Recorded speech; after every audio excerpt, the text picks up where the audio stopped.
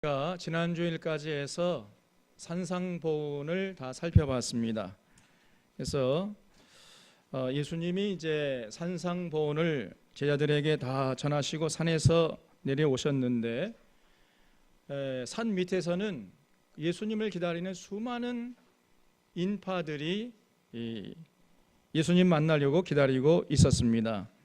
근데 그들 대부분은 문제가 있는 사람들, 이 병자들이었어요. 예수님은 그들을 일일이 다 고쳐주시는 모습을 오늘 본 말씀 8장에서 볼 수 있습니다.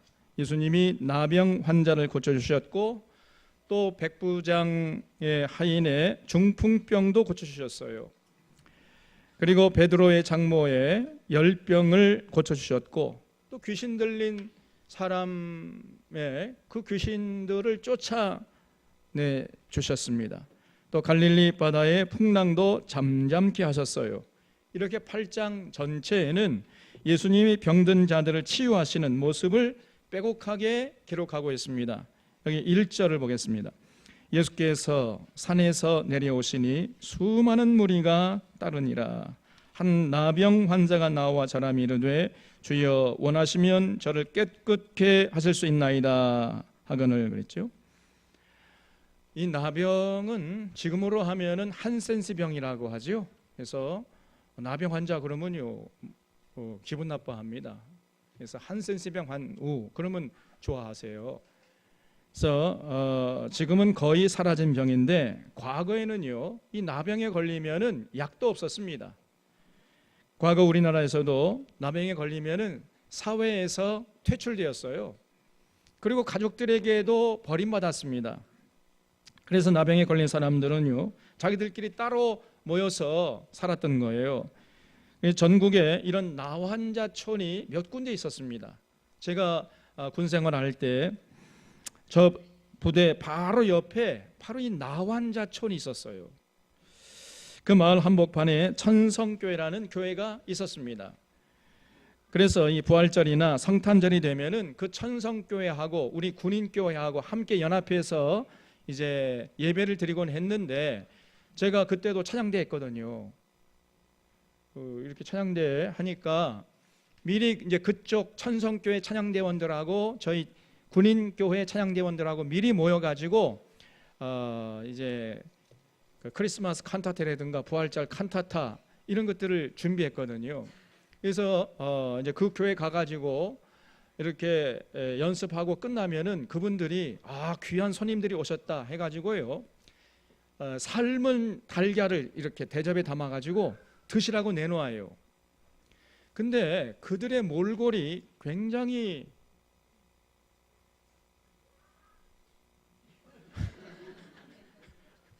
보기에 민망할 정도로 아주 흉측했어요. 여러분 그 나병에 걸리면요 눈꺼풀이 다 녹아서 사라져 버리는 거예요. 그 피고름이 막 거기서 나는 겁니다. 그리고 코뼈도 다 녹아 없어져 버려요.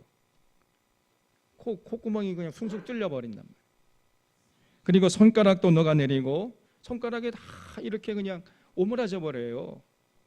그리고 거기서 이제 피고름이 나고 그러니까 보기 흉하니까 이제 이 사람들이 색안경을 낍니다. 흉한 모습 안 보이려고. 또 손에 흰 장갑을 껴요. 이렇게 색안경을 끼고 흰 장갑을 낀 사람들이 이렇게 드시라고 내놓는 걸 웬만한 비유가 강하지 않으면요 먹을 수가 없어요. 저도 못 먹었습니다. 비유가 약해가지고. 이렇게 나병에 걸리면은 몰골이 흉측하게 돼서 사람들에게 외면당하는데 그런 나병 환자가 예수님께 나와가지고 자신의 병을 좀 고쳐달라고 엎드린 거예요. 그런데 이 나병 환자 보세요. 주여 원하시면 저를 깨끗게 하실 수 있나이다 그랬어요. 그 급한 상황에서도 이분은 예수님께 그 예수님의 뜻을 묻고 있는 거예요. 예수님 정말 제발 제 병을 좀 고쳐주시옵소서. 이렇게 막무가내로 매달린 게 아니고 주님께서 원하시면 제 병을 고쳐주시옵소서 이렇게 나왔던 거예요. 그 절망적인 상황 속에서도 먼저 주님의 뜻을 묻고 있는 것입니다. 참 좀 사람이 멋지잖아요. 여유가 있잖아요. 여러분, 절망적인 상황에서 어떻게 행동하는가가 그 사람의 진면목을 드러내주는 것입니다. 평소에는 잘 몰라요. 그 절망적인 상황 속에서 어떻게 행동하는가, 그 행동의 모습이 그 자신의 모습이에요. 과거 나치 시절에 아우슈비츠에서 죽음의 문턱까지 갔다가 생존해 온 유대인 정신과 의사가 있었는데 그 사람 이름이 빅터 프랭클이라는 사람이었어요. 이제 이 사람이 자신의 경험을 기초로 죽음의 수용소에서라는 책을 썼습니다. 그럼 그 책도 제가 들꽃 도서관에 구해다가 놓을 테니까 한번 꼭 읽어보세요, 여러분. 참 감동적입니다, 여러분. 그 책에 보면요, 그는 강제 수용소에서 정말 인간 이하의 대접, 이 짐승 같은 대접을 받았어요. 부모, 형제, 아내가 강제 수용소에서 다 죽어버리고 모든 소유물 다 뺏기고 이제 사람들 앞에서 온 몸이 발가벗기고 그렇게 뛰어야 돼. 완전히 이거는 인간의 모든 존엄성을 파괴당한 채 굶주림과 추위 속에서 시시각각 다가오는 죽음의 공포를 날마다 체험했던 것입니다. 그 수용소에서는요, 빵 한 조각이 생명보다 귀한 거예요, 그냥. 그래서 그 빵 한 조각 찾아가기 위해서 서로 으르렁거리고 싸우는 겁니다. 이거 부모고 자식이고 없는 거예요, 그냥. 오직 살고 싶은 인간의 원초적인 욕망만이 이글거리는 그 수용소였어요.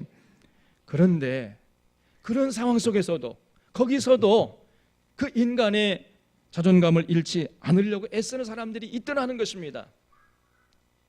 그래서 그저 빵 한 조각 놓고 서로 으르렁거리 싸우면요, 그냥 양보해버려요. 그래, 당신 드시오. 그런 사람들이 있더라는 거예요. 그리고 아침에 일어나서 그 마실 물 조금 아껴가지고 이제 세수하는 거예요. 그거 누가 봅니까? 오늘 죽을지 내일 죽을지 모르는데 무슨 세수를 해요? 근데 이 사람은 그 조금 물을 아껴가지고 이 눈곱도 띄고 이렇게 단장하는 이런 사람들이 있더라는 것입니다. 그런데 놀랍게도 그런 사람들이 생존율이 높았더라는 거예요. 나중에 보니까 그런 극한의 상황 속에서도 인간성을 잃지 않으려고 애썼던 사람들이 훨씬 살아남은 확률이 높았다고 적고 있어요. 왜 그랬을까요? 아니, 빵을 양보하면 더 굶어 죽기 쉬웠을 텐데 왜 이런 사람들이 더 살아남았을까요? 제 생각에는 뭐 정확한 건 아닙니다만 제 생각이에요. 정신력이 강한 사람들이 아닐까 이런 생각을 해보고 하나님이 그런 자들을 눈여겨보시고 감동받으시고 함께 하셔서 보호해 주셨기 때문이 아닐까 이렇게 생각해 보는 것입니다. 오늘 이 나병 환자가 그렇게 그 극한 상황 속에서 자신의 자존감을 잃지 않으려고 애를 쓰잖아요. 주님, 좀 제 병을 고쳐 주시옵소서 이렇게 나오는 게 원하신다면 제 병을 고쳐 주시옵소서 이렇게 나왔어요. 감동적이지 않습니까, 여러분? 그러니까 이런 모습을 보시고 예수님이 감동받으신 거예요. 3절에 예수님이 손을 내밀어 그에게 대시며 이르시되 내가 원하노니 깨끗함을 받으라 그랬어요. 여기 손을 내밀어 그에게 대시며 거기다 줄 쳐보세요. 참으로 놀라운 행동입니다. 왜냐면요, 당시의 율법으로 하면은 나병 환자에게 손을 대는 것은 아주 엄격하게 금하는 행동이었습니다. 왜냐하면 전염될 염려가 있으니까요. 그래서 손을 대서는 안 되고 또 나병 환자가 다가와서 손을 대도록 방치하면 안 됐어요. 그런데 예수님은 전혀 아랑곳하지 않고 그 사람의 몸에 손을 대셨습니다. 내가 원하노니 깨끗함을 받으라 이렇게 말씀하셨어요. 아니, 예수님은요, 손을 대지도 않고 손을 대지 않고서도 얼마든지 고칠 수 있는 능력이 있는 분이십니까? 없는 분이십니까? 있잖아요. 그런데 굳이 손을 대셨어요.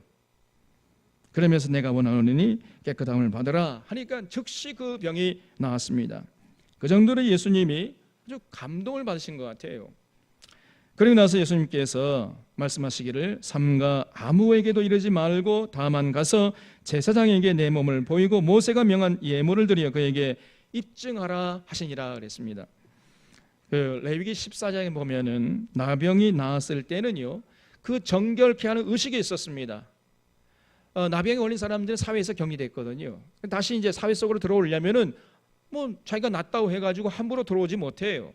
반드시 누구에게 가야 됐습니까? 제사장이 가요. 그래서 제사장 오늘날로 하면은 이제 목사님하고 거의 유비가 되잖아요. 목사님들이 이 성도들의 육체적인 건강에도 관심이 있어야 돼요. 영적인 뭐 영적적적거리지 말고 육체적인 건강에도 관심이 있어야 됩니다, 여러분. 그래서 전인 건강을 추구하는 교회가 돼야 된다. 우리 교회가 그렇게 모토를 내세웠잖아요.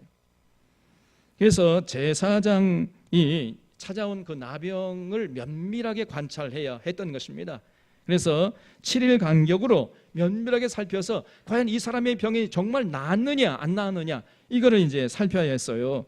그래서 만약에 잘 관찰해가지고 제사장이 이 사람의 병은 다 낫습니다 라고 판정을 해주면 그때 비로소 이제 사회 속으로 다시 들어올 수 있었던 거예요. 지금 예수님께서 그 레위기 14장의 말씀대로 하라고 이렇게 가르쳐 주신 거죠. 그래서 나병이 다 나았음을 만천하에 공포하라고 공식적으로 인정받으라고 한 것입니다. 나병 환자의 미래까지도 염려하시는 그 따스한 예수님의 마음을 여기서 엿볼 수 있어요. 5절 보겠습니다. 예수께서 가버나움에 들어가시니 한 백부장이 나와 간구하여 이르되 주여 내 하인이 중풍병으로 집에 누워 몹시 괴로워하나이다 그랬죠. 나병 환자를 고쳐주고 나니까 이번에는요, 가버나움의 로마 백부장이 예수님께 나와서 자신의 집에 있는 그 하인, 중풍병에 걸려버렸어요. 그 병을 좀 고쳐달라고 청했습니다. 여러분, 이 중풍도요, 이게 약도 없는 아주 그 고질병이잖아요. 불치병입니다, 여러분. 정말 우리는 중풍에 걸리지 않도록 애를 써야 됩니다. 아니, 중풍에 걸리면요, 정말 평생 고생하는 거예요. 전에 제가 서울에서 목회할 때 저희 교회와 가까운 거리에 있는 교회 목사님이 큰 교회 목사님이셨어요. 근데 어느 날 갑자기 그냥 중풍에 걸린 겁니다. 정말 무섭더라고요. 이 정수리부터 발끝까지 정확하게 절반이 마비가 된 거예요. 심지어는요, 혓바닥도 절반은 정상이고 절반은 감각이 없는 거예요. 그러니까 어떻게 됩니까? 설교할 때 어떻게 되겠어요?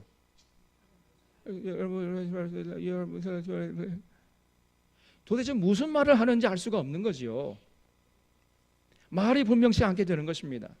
그러니까 이제 성도들이 점차적으로 불만이 높아갔어요. 저 목사님 저렇게 어떻게 목회하신다고 그러지? 빨리 은퇴하면 좋겠는데. 그러니까요, 이제 당회로 모인 거예요. 당회원들이 모여가지고 어떻게 결론을 냈느냐? 우리 교회를 위해서 헌신하다가 쓰러지셔가지고 중풍에 걸린 이 목사님을 우리가 내칠 수가 없다. 우리는 끝까지 저 목사님과 같이 간다. 이렇게 결정을 내렸어요. 참 좋은 교회죠. 우리 들고 부사람께도 그렇게 할 수 있을까 모르겠네.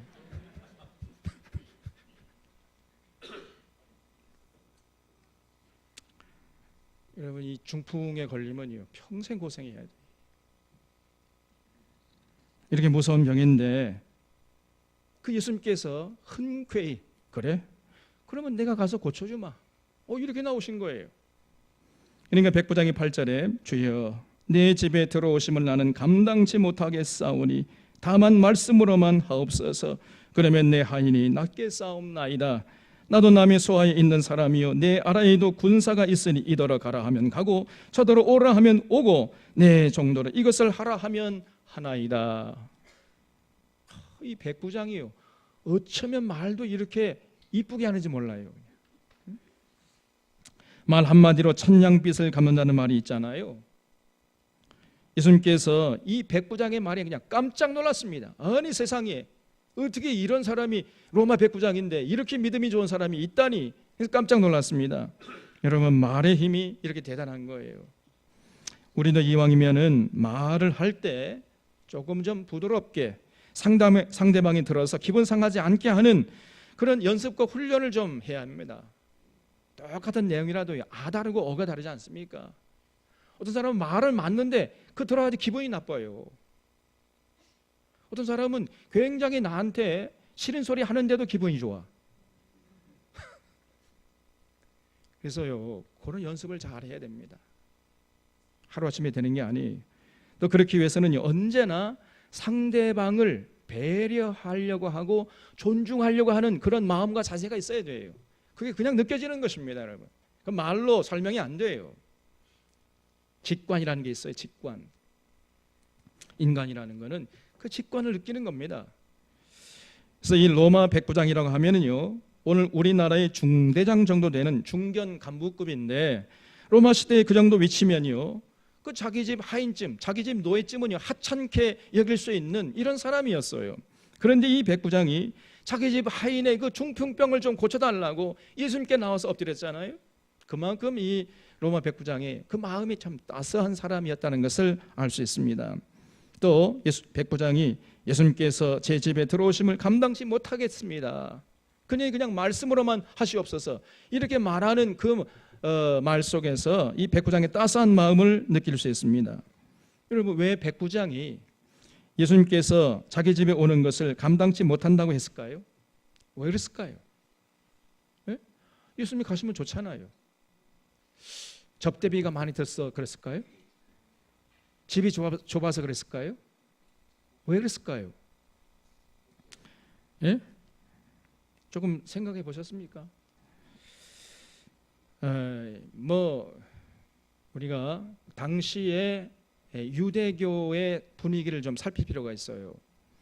당시 유대인들은요, 이방인의 집에 들어가면은 그걸 큰 문제시했던 것이에요.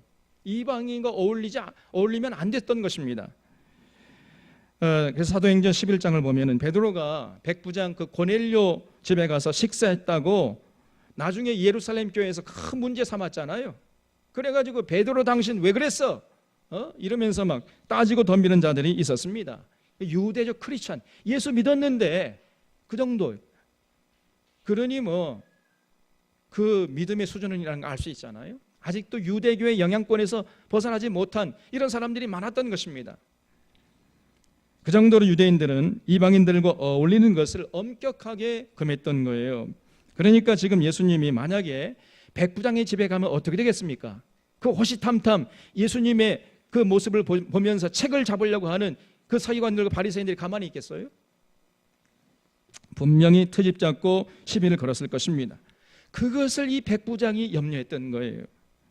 그러면 바리새인들과 서기관들이 가만히 안 있을 것이고, 그러면 예수님이 시달릴 테니까, 그렇게 되면 제가 너무 죄송하니까 제가 그걸 감당치 못하겠습니다. 그러니 그냥 말씀으로만 하시옵소서. 이렇게 나온 겁니다.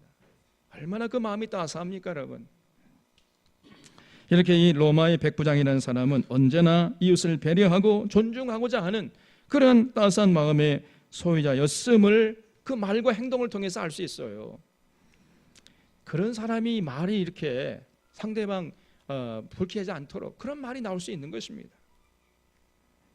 이런 백부장의 따스한 마음을 느끼시고 예수님이 감동을 받으신 거예요. 10절에 예수께서 들으시고 놀랍게 여겨 따르는 자들에게 이르시되 내가 진실로 너에게 이르노니 이스라엘 중 아무에게서도 이만한 믿음을 보지 못하였노라 그랬어요.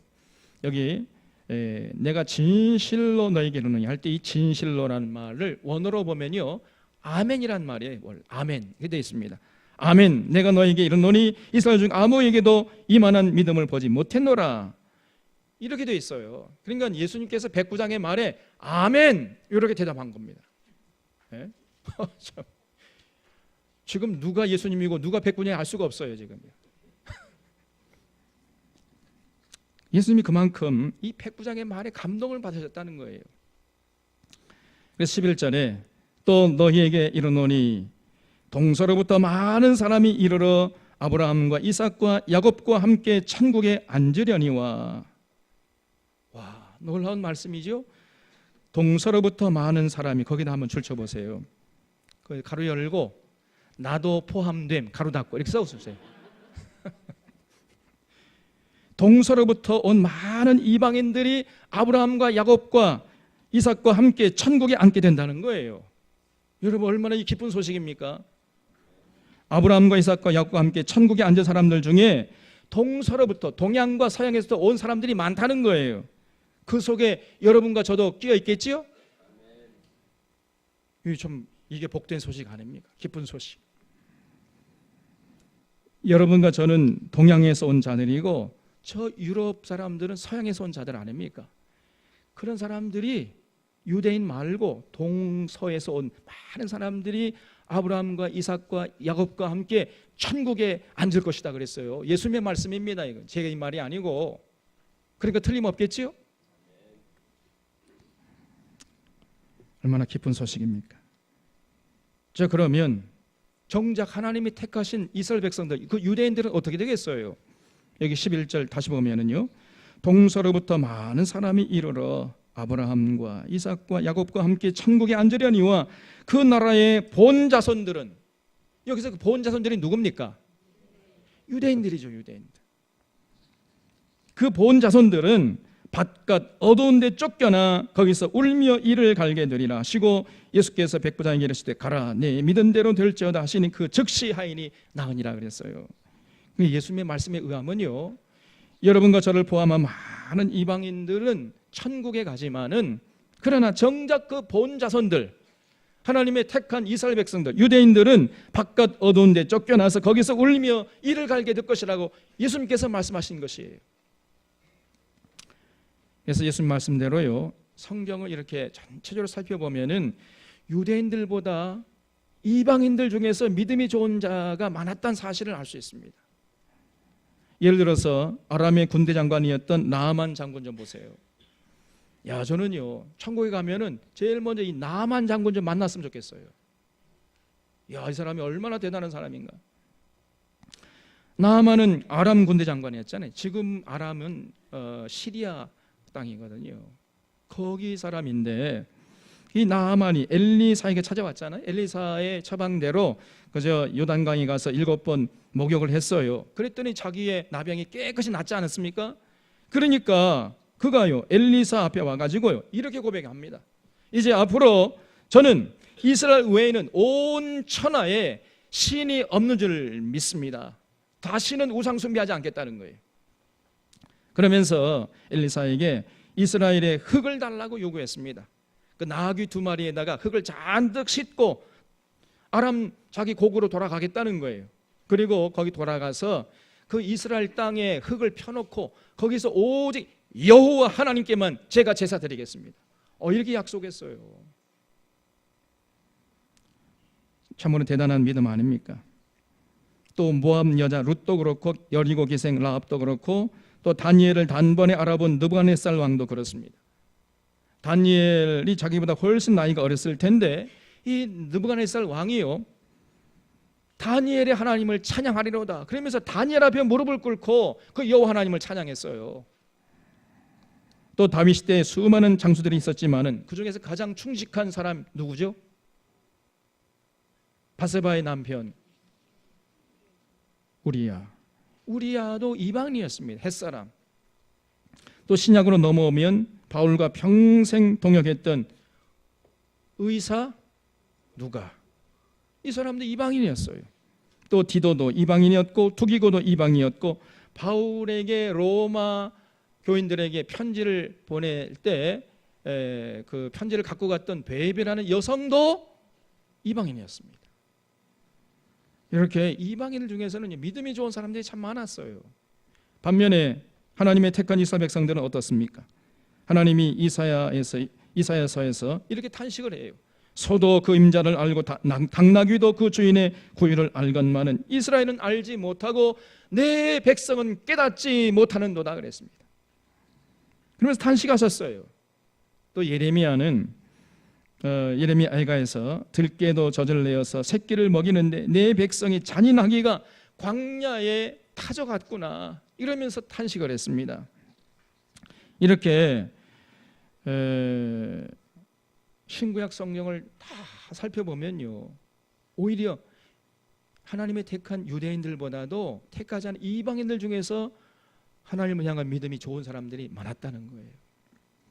그러나 정작 본 자손들은 그렇지 못했습니다. 그러니까 이런 모습을 보면서 우리 하나님께서 그 마음이 푹푹 썩으셨던 것이에요. 14절을 보겠습니다. 예수께서 베드로의 집에 돌아가사 그의 장모가 열병으로 앓아 누운 것을 보시고 그의 손을 만지시니 열병이 떠나가고 여인이 일어나서 예수께 수종들더라 그랬어요. 이번에는 예수님께서 이 베드로의 장모의 열병을 고쳐주었습니다. 그러니까 베드로의 장모니까 베드로가 장가 갔을까요, 안 갔을까요? 장가 갔으니까 장모가 계시겠죠. 그러니까 바울은 장가 가지 않고 총각으로 이렇게 지내다가 죽었는데 베드로는요 장가도 갔어요. 그리고 선교할 때 아내도 데리고 다니면서 교회 녹도 요구하고 뭐 이렇게 당당하게 그렇게 살았던 사람이에요. 그래서 베드로의 장모의 병을 예수님이 고쳐주니까 베드로의 아내가 굉장히 기뻐했겠지요. 아마 그날 저녁에 베드로가 받은 밥상은 반찬부터가 달랐을 것입니다. 아, 당신 참 예수님 따라다니는 거 잘했어. 그때 비로소 칭찬받았을 것 같아요. 그래서 16절에 저물매 사람들이 귀신 들린 자를 많이 데리고 예수께 오거늘 예수께서 말씀으로 귀신들을 쫓아내시고 그랬어요. 거기다 한번 펼쳐보세요.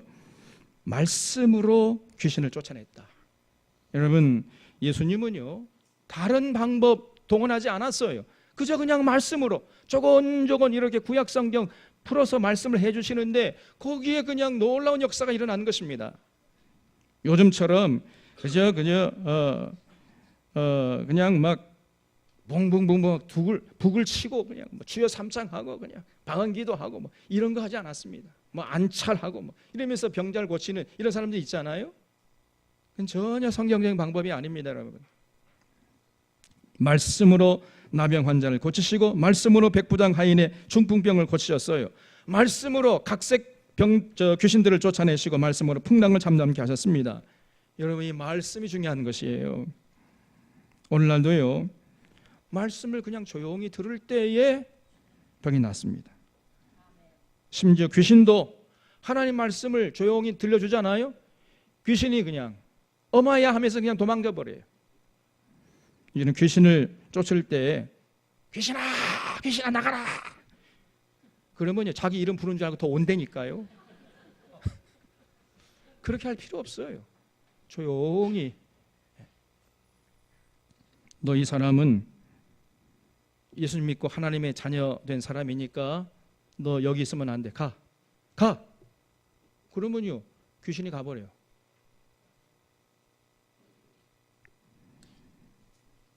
이렇게 단호하게 말하면 되는 겁니다.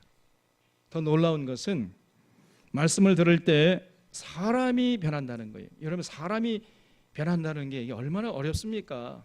사람이 변하는 게 그 기적이에요. 무슨 또 다른 기적이 있는 것이 아니고 사람이 변하기 어렵거든요. 근데 사람이 말씀을 들으면서 변하는 거예요. 이게. 말씀을 들을 때 진리를 깨닫게 되면요 생각이 바뀝니다. 그리고 내면의 가치관이 바뀌고 그러면 인생관 바뀌고 세계관 바뀌니까 자연스럽게 말하는 것이 달라지고 행동이 달라져요. 그리고 평생 살아왔던 성격이 바뀌는 것입니다. 그러니 나도 모르는 사이에 내가 지금 달라졌구나 이걸 느끼게 돼 있어요. 이것처럼 놀라운 이적이 어디 있겠습니까? 우리가 주님의 말씀을 집중해서 듣기만 해도 이렇게 놀라운 이적이 일어나는 것입니다. 그러니 들을 뿐 아니라 듣고 행한다면 얼마나 더 큰 이적이 일어나겠어요. 출애굽기 15장 26절을 보면요 하나님께서 이렇게 말씀했습니다. 너희가 너희 하나님 나 여호와의 말을 들어 순종하고 내가 보기에 의를 행하며 내 계명에 귀를 기울이며 내 모든 규례를 지키면, 너희가 내 말을 듣고 실천하면 그런 뜻이죠. 그러면 내가 애굽 사람이 내린 모든 질병 중 하나도 너희에게 내리지 아니하리니 나는 너희를 치료하는 여호와임이라 그랬습니다. 여러분, 이 말씀을 믿습니까? 믿으시기 바랍니다. 여호와 하나님의 말씀이십니다. 우리가 하나님 말씀을 듣고 순종하면, 그 하나님 말씀에 귀를 기울이고 그 하나님의 규례 법도와 명령에 순종하면 세상 사람들이 걸리는 질병을 단 하나도 걸리지 않는다는 거예요. 여러분, 믿습니까? 그럼 아멘의 소리가 적잖아요. 이게 뭔가 좀 꺼리시는 게 있는 것 같아요.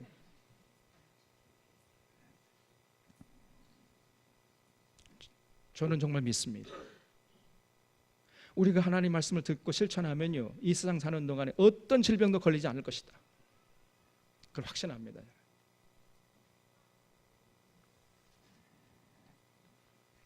우리가 하나님 말씀대로 살면요, 온갖 질병에서 자유로울 수 있어요. 예수님은 질병을 고쳐주셨지만은 동시에 아예 질병에 걸리지 않게 할 수 있는 능력까지도 있으신 분이신 줄로 믿으시기 바랍니다. 여러분, 말씀을 잘 듣고 순종하면요, 아예 병이 난 병은 고쳐질 뿐 아니라 아예 병에 걸리지도 않는다니까요. 여러분, 병을 고쳐주시는 의사가 명입니까? 병에 안 걸리게 아예 그냥 병을 근원적으로 걸리지 않도록 해주는 의사가 명입니까? 전자입니까? 후자입니까? 당연히 후자죠. 그 예수님이 진짜 명이세요. 요즘 그 성인병들 많잖아요. 대부분이요, 이 성인병이 왜 걸립니까? 예수님 말씀대로 살지 않았기 때문에 그래요. 예수님 말씀대로 실천하기만 하면 성인병 그런 거 없습니다. 그 성인병, 고혈압, 당뇨, 심장병, 비만 이런 병들은요, 하나님 말씀을 순종하지 않은 데서 오는 병들이에요. 틀림없습니다. 여기 저 의사 선생님들 계시는데 한번 물어보세요. 말씀대로 음식을 가려 먹고 말씀대로 살면, 그러면서 스트레스 받지 않고 참 평안과 기쁨과 자유함을 누리면서 살게 되면요, 성인병 절대로 걱정하지 않아도 돼요. 그리고 건강하게 행복하게 살 수 있습니다. 근데 많은 사람들이 이렇게 귀한 하나님의 말씀 한 귀로 듣고 한 귀로 흘려버려요. 그냥 어제도 제가요, 어제 낮에도 식사를 밖에 나가서 저녁에도 식사, 아주 어제 정말 정신없이 바빴어요. 그냥 여러분들 바쁘셨죠? 도대체 우리 교우들은 뭘 드시나 이렇게. 여러분, 정말 예수님의 말씀대로, 성경의 말씀대로 식생활 하셔야 돼. 근데 딱 밥상에 차려지면요, 순식간에 하나님의 말씀 어디로 가버려요. 안 됩니다. 그러다 보니까 인생이 자꾸 힘들어지는 거예요. 온갖 세상의 고통스러운 늪에서 빠져가지고 허우적거리는 것입니다. 예수님께서 말씀으로 귀신을 쫓아내시고 병든 자를 다 고치시니 이는 선지자 이사야로 하신 말씀에 우리 예약한 것을 친히 담당하시고 병을 짊어지었다 함을 이루려 하십니다라고 그랬잖아요. 지금 이 마태복음의 저자인 마태가 예수님께서 이렇게 많은 병자들을 고치시고 귀신들을 쫓아내신 이유가 무엇인지를 밝히고 있습니다. 그것은 우리의 연약함을 친히 담당하시고 병을 짊어지시기 위함이다, 이렇게 기록하고 있잖아요.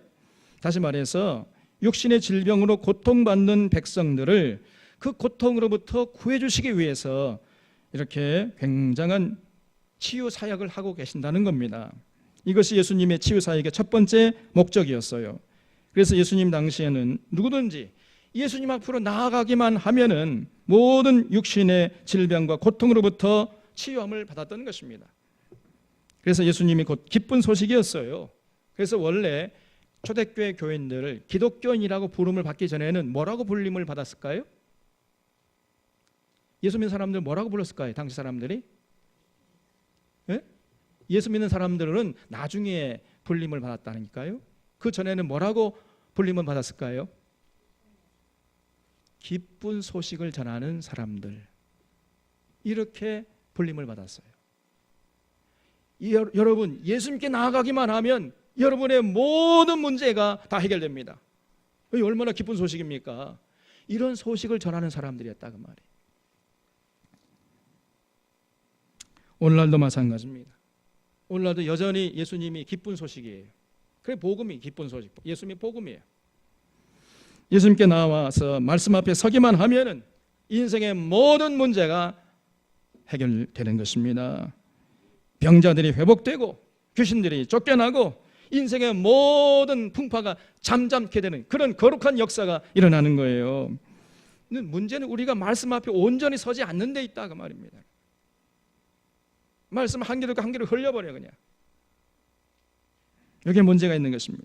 18절 보겠습니다. 예수께서 무리가 자기를 애워쌈을 보시고 저편으로 건너가기를 명하시니라.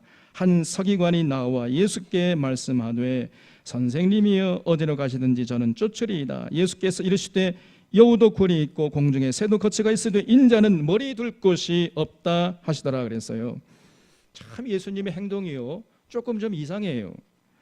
따라오겠다는 사람은 따라오지 못하게 하고 따라가지 않겠다고 하는 사람은 따라오라고 이렇게 말씀하십니다. 여기 그 서기관이 따라오겠다고 하니까 예수님이요 따라오지 말라고 금하셨어요. 여러분 서기관은 당시로 하면 최고의 엘리트입니다. 아무나 서기관 될 수가 없었어요. 서기관이 되려면요 13세 유대인들은 성년식을 하거든요. 그 성년식 13세부터 해가지고 40세 때까지 철저하게 엘리트 코스의 교육을 받아야 서기관으로 임명될 수 있었어요. 그러니까 당시에 서기관 그러면요 최고의 엘리트 중에 엘리트였단 말이죠. 그런 서기관이 예수님 제가 따라가겠습니다. 그러면 예수님이 반짝 손을 들고 그래 나를 따라오너라 이렇게 할 것 같은데 예수님은요 정반대예요. 여우도 굴이 있고 공중에 새도 거처가 있지만은 인자는 머리 들 곳이 없다. 그래도 너 따라올래? 따라왔겠습니까? 안 따라왔겠습니까? 그래요? 그럼 이제 가버렸어요 그냥. 이 머리 좋은 사람은요 계산이 아주 빠릅니다.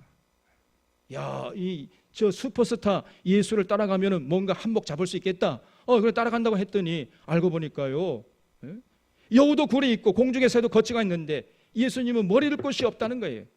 내 몸 한 몸을 누일 그 장소도 없다. 이렇게 말씀하니까 이 서기관이요 아이고 뭐 따라가봤자 젠장 뭐 이거 그러고 가버린 거지요. 그리고 이번에는 제자 중에 한 사람이 21절에 제자 중에 또 한 사람이 이르되 주여 내가 먼저 가서 네 아버지를 장사하게 허락하옵소서. 예수께서 이르시되 죽은 자들이 그들의 죽은 자들을 장사하게 하고 너는 나를 따르라 하시니라 그랬어요. 여기 이 말을 오해하면 안 되는데 마치 지금 아버지가 돌아가신 것처럼 번역을 해놨어요. 이 제자의 아버지가 지금 돌아가셨다. 그런데 예수님이 그 아버지가 돌아가셨음에도 불구하고 장사도 치르지 못하게 지금 막고 있다. 이런 식으로 번역을 해놨어요. 많은 사람들이 이렇게 오해를 해버립니다. 그런데 그런 뜻이 아니에요. 예수님이 그럴 리가 없잖아요. 이 구절의 원뜻은 이 제자가 이렇게 말하는 것입니다. 예수님, 이제 앞으로 장차 제 아버지가 돌아가실 텐데 제 아버지가 돌아가시면 그때 이제 제가 아버지를 장사하고 예수님을 따라가겠습니다. 이렇게 말한 것입니다. 이해가 되세요? 거기에 대해서 예수님께서 죽은 자들이, 여기서 죽은 자들이라는 것은 믿지 않는 자들이죠.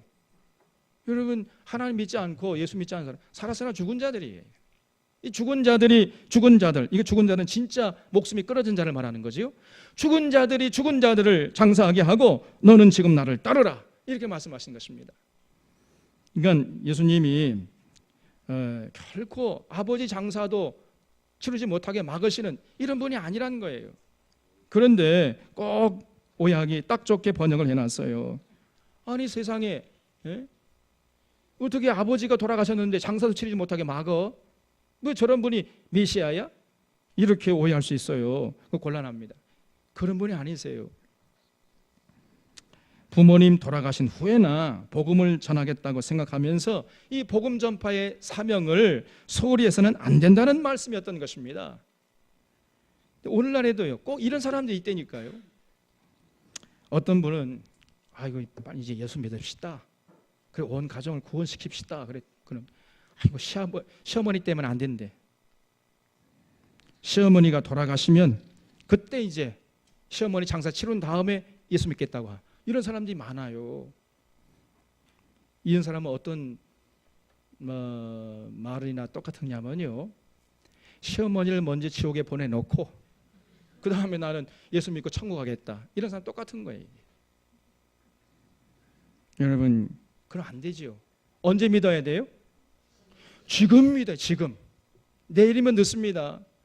지금 믿어야 되고, 그리고 시어머니 언제 믿게 해야 돼요? 지금 믿게 하셔야지. 시어머니 죽은 다음에 예수 믿겠다. 시어머니 그럼 지옥 보내고 자기만 천국 가겠다는 거예요? 지금 예수님 말씀이 맞지 않습니까? 깊이 한번 생각해 보세요. 나중에 땅을 치고 후회하면서 그냥 그 어머니가 이제 막 숨이 경각에 달렸을 때, 그때 목사님 빨리 오세요. 빨리 이래가지고 숨도 못 쉬게 그냥 서둘, 이런 사람이 있어요. 어리석은 사람입니다. 평소에 좀 그렇게 하지. 정말 목회다 보면 이상한 사람들이 많다니까요. 23절에 배에 오르심에 제자들이 따랐더니 바다에 큰 놀이 일어나 물결이 배에 덮이게 되었으되 예수께서는 주무시는지라. 그 제자들이 나와 깨우며 가로되 주여 구원하소서 우리가 죽겠나이다 그랬어요. 지금 제자들이 시퍼렇게 질려가지고 고운하게 주무시는 예수님을 깨웠습니다. 여러분 한번 생각해 보세요. 이렇게 풍랑이 있는 배 안에서 고운히 주무시는 예수님을 볼 때 예수님이 주무시면서 코를 고르셨겠어요? 안 고르셨겠어요? 예? 지금 풍랑이 막 이렇게 제자들은 죽게 되었는데 예수님은요 고운하게 주무셨어요. 코를 골고 주무셨을까요? 안 골고 주무셨을까요? 예? 뭐 이렇게 의견이 분분합니까?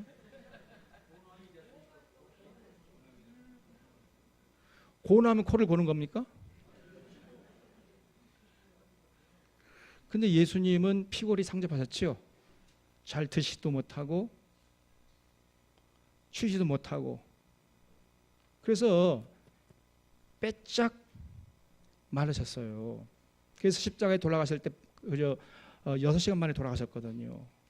그러니까 그러면 빼짝 마른 사람은 코를 곱니까 안 곱니까? 예? 주로 누가 코를 골지요? 제 생각에 예수님이 코를 안 고셨을 것 같아요. 아주 고운하게 주무셨거든. 죽은 듯이. 근데 베드로는 몸집이 있으니까 반드시 코를 골았을 겁니다. 베드로는 골았을 거예요. 이렇게 친히 예수님이 주무시고 있는데 제자들은요 지금 죽을 지경이야 그냥. 그래서 막 예수님을 깨웠어요 그냥. 예수님 빨리 일어나세요. 우리가 죽겠나이다. 26절에 예수께서 이르실 때 어찌하여 무서워하느냐. 믿음이 적은 자들을 하시고 곧 일어나서 바람과 바다를 꾸짖으신데 아주 잔잔하게 되거나 그래요. 놀랍게도요 예수님이 바람과 바다를 꾸짖었다 그랬어요. 바람과 바다야, 너 왜 이렇게 소란스러워? 잔잔해. 그러니까 그냥 잔잔해져요.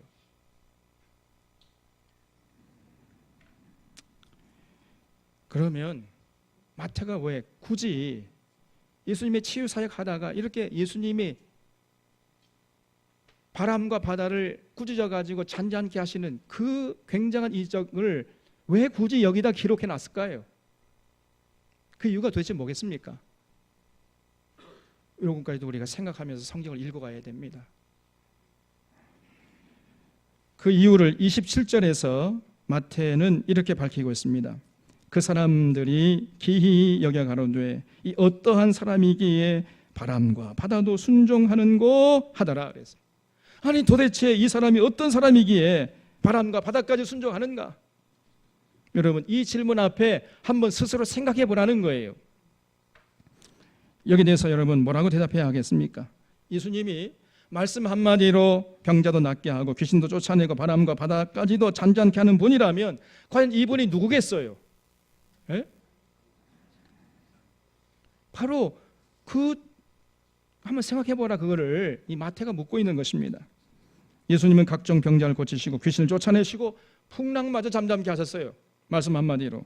이런 놀라운 일은 인간이라면 도저히 할 수 없는 거 아닙니까? 인간의 차원을 훌쩍 뛰어넘는 거잖아요. 오직 하나님만이 하실 수 있는 것이었어요. 그러므로 예수님이 이런 이적들을 보여주시면서 전하는 메시지는 내가 곧 하나님의 아들이다, 이것을 지금 전하는 것이었던 것입니다. 그것이 바로 예수님의 치유사역의 두 번째 목적이었어요. 예수님의 공생의 3년은 바로 이 메시지를 전하는 데 초점이 맞춰져 있었던 것입니다. 그래서 마태복음 16장을 보면은요, 3년 동안 공생애를 이제 다 마칠 즈음에 예수님께서 제자들에게 물었어요. 너희는 과연 나를 누구라 하느냐, 이렇게 물었습니다. 이 질문에 베드로가 주는 그리스도시요 살아계신 하나님의 아들입니다, 이렇게 대답하니까 예수님이 뛸 듯이 기뻐하면서 야 바요나 시몬아, 너 참 잘했다. 이것을 알게 하신 분은 네가 아니라 하나님이시여. 너 교만하면 안 돼. 이렇게 말씀했어요.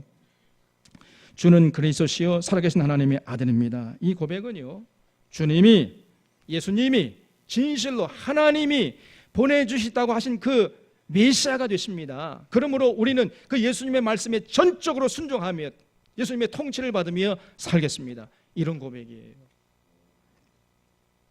그러니까 주님이 기뻐하시면서 베드로를 칭찬하시고 내가 이 반석 위에 내 교회를 세우겠노라, 이렇게 밝히셨던 것입니다. 그 교회는 음부의 권세가 이기지 못할 것이라 그랬어요. 여러분, 그렇기 때문에 교회가 건강하려면요, 반드시 모든 그 교회 공동체 구성원들이 이 신앙 고백 위에, 이 베드로의 신앙 고백 위에 서 있어야 돼요.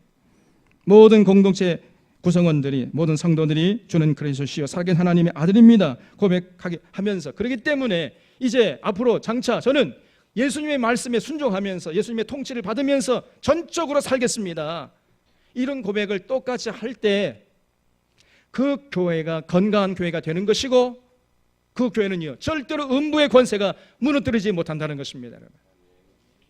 우리 샤론교회가 그런 건강한 교회가 될 수 있기를 바랍니다. 28절 보겠습니다. 또 예수께서 건너편 가나라 지방에 가심에 귀신 들린 자 둘이 무덤 사이에서 나와 예수를 만나니 그들은 심히 사나워 아무도 그 길로 지나갈 수 없을 지경이더라.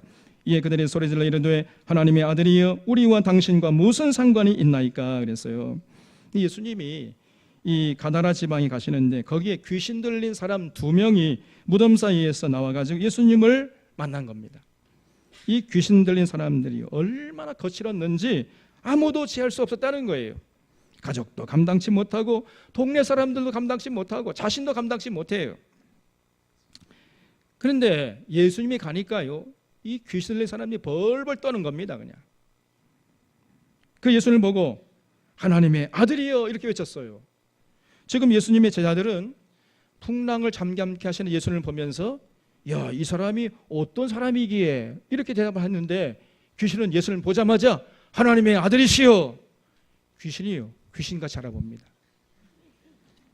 예수님 보자마자 하나님의 아들이여 우리와 당신과 무슨 상관이 있나이까? 때가 이르기 전에 우리를 괴롭게 하려고 여기 오셨나이까? 하더니 그랬어요. 그러니까 예수님이 거기에 왜 오셨는지, 자기들을 어떻게 하려고 오셨는지 그것까지도 귀신같이 알고 있었다니까요. 유다서에 보면요, 자기 처소를 떠난 천사들을 큰 날의 심판까지 영원한 흑암으로, 영원한 결박으로 흑암에 가두셨다, 이런 말씀이 나옵니다. 유다서 1장 6절에. 그러니까 이 말은 무슨 말이냐면 귀신들을 하나님께서 흑암에 가두셨다는 거예요. 그 무저갱에. 그러니까 귀신들은 세상에 있으면 안 된다는 거지요. 그런데 지금 예수님 당시에 귀신이 있잖아요 지금. 그럼 이거 어떻게 된 겁니까? 성경 전체를 살펴보면요, 여러분 귀신이 정말 존재합니다. 귀신 실제예요. 실존한 존재라니까요. 우리가 이를 무시해서는 안 됩니다. 현대 과학 문명에 세례받은 사람들 귀신 그까짓 무슨, 그거는 제가 고대 사람들이 생각하는 것이 무슨 귀신이 있어. 그렇지 않습니다. 귀신은 실제하는 존재예요. 근데 귀신들은요 대체로 세 종류로 나눌 수 있습니다. 첫 번째는 아주 악독한 것들이 있어요. 아주 감당할 수 없는 아주 악한 것들이 있습니다. 이런 것들은 이미 큰 심판의 날까지 어두운 구덩이, 그 무저갱에 집어 던져짐을 당해가지고 갇혀 있어요. 두 번째 종류는요, 세상 역사가 진행되는 동안 점점 악해지는 귀신들도 있습니다. 오늘 다루고 내일 다루고 점점 거칠어지고 악해지는 이 귀신들이 있다니까요. 그래서 사람이 감당하지 못할 쯤 되면은 예수님이 그 귀신을 잡아가지고 무정에게 던져 넣는 일을 하시는 거예요. 이거를 성경은 그 어두운 흑암, 이거를 무저갱이라고 그래요. 성경에서는 이 귀신이 하는 대로 놔두면 세상이 금방 무법천지가 되지 않겠습니까? 그리고 세 번째는 쓸만한 귀신도 있어요. 귀신 중에는 이런 것들은요, 성도들 시험용으로 우리 하나님께서 역사의 종말까지 내버려 둬요. 그래서 너 가가지고 성도들 시험해라. 그래서 시험용이 있습니다. 지금 이 경우에는 두 번째 경우에 해당된다고 볼 수가 있겠죠.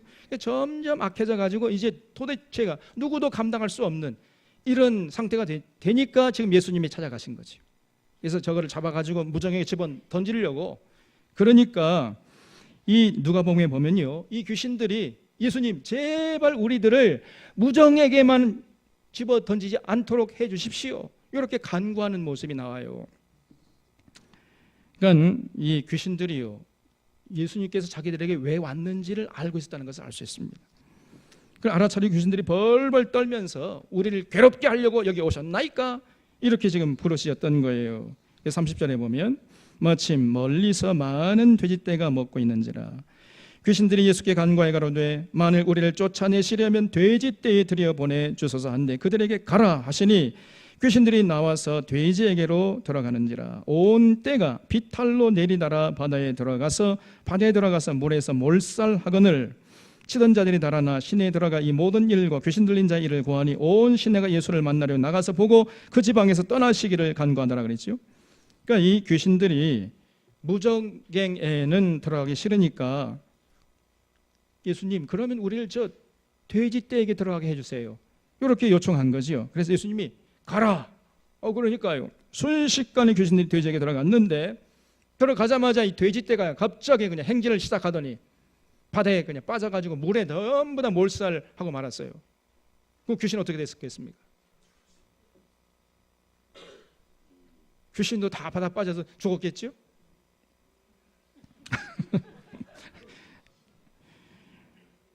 예수님은 분명히 돼지에게 들어가라 그랬지요. 바다에 빠지라, 돼지에게 바다에 빠지라 그랬습니까? 안 그랬습니까? 안 했죠. 돼지가 스스로 바다에 빠진 거예요. 왜 바다에 빠졌을까? 그거는 잘 모르겠어요. 돼지의 생각을 알 수가 있어야죠. 근데 분명한 것은 돼지가 물에 빠진 것은 예수님의 책임이 아니에요. 예수님 책임이 아니잖아요. 귀신들에게 그냥 가라 그런 거예요. 그냥 귀신들이 돼지에게 들어갔더니 돼지가 갑자기 행진을 시작해가지고 바다에 빠져버렸어요. 그래서 예수님의 책임이 아닌데, 근데 당시의 주민들이 그 모든 책임을 누구에게 돌렸어요? 예수님에게 돌렸다 그 말이에요. 이 어리석은 이 주민들이. 그래서 예수님 제발 이 지방에서 떠나가 주시옵소서. 그래서 할 수 없이 예수님 떠나가셨다는 겁니다. 정말 어리석은 자들이죠. 오히려 그런 예수님을 더 환영해야지 영적으로 무지하면 할 수가 없는 것입니다. 그래서 오늘 마태복음 8장에서 살펴본 예수님의 치유 사역은 고통받는 자들을 그 고통으로부터 해방시키고 궁극적으로는 예수님을 그리스도로 믿게 하기 위한 표적이었던 것을 우리가 잊지 마셔야 돼요. 그러므로 오늘날 교회도 반드시 이 두 가지 사명을 감당해야 돼요. 성도들을 육체적으로도 건강하게 이끄는 그 사명을 감당해야 하는 거예요. 그래서 전인 건강으로 인도하는 사명을 감당해야 됩니다.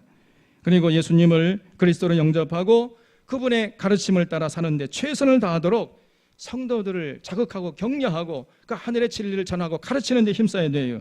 이것이 교회인 것입니다, 여러분. 그래서 하나님은 이익단체예요. 이 예수님 전해주신 하늘의 진리인 산상보훈을 잘 지켜야 되는 거예요. 그래서 세상의 빛과 소금 역할을 감당하는 이런 교회가 되어야 되는 것입니다. 그런 자가 성도요, 그런 성도들이 모인 공동체가 바로 교회인 것이에요.